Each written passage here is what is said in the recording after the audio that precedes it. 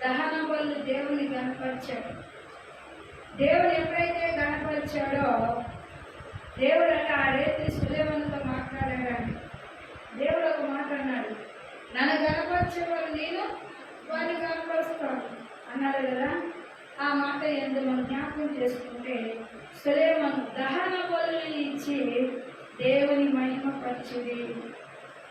దేవుడు ఎప్పుడైతే అతను మహిమపరిచి ఉన్నాడో ఆ రాత్రి అందు దేవుడు సులేమను ప్రత్యక్షమైన నేను నీకు ఏమి చేయకూడదునో దాన్ని అడగమని సెలవీయగా సులేమను దేవుడితో ఇలాగూ మనవి చేసెను, నీవు నా తండ్రి అయిన దావీదు ఎడల బహుగా కృప చూపించి అతని స్థానమందు రాజుగా హల్లెలూయా.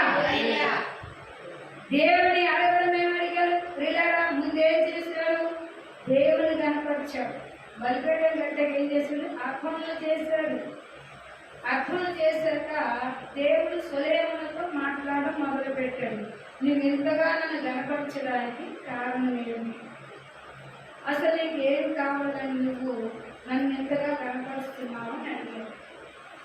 అంటే దేవుడు ఎవరికి రుణపడడు అన్నమాట. అర్థమవుతుంది కదా. దేవుడికి ఇచ్చినది దేవుడు ఒక పావన కూడా తీసుకున్నవాడు కాదు. ఆయనకి ఇచ్చిన దాన్ని వెంటనే రిటర్న్ ఇచ్చే దేవుడు అట.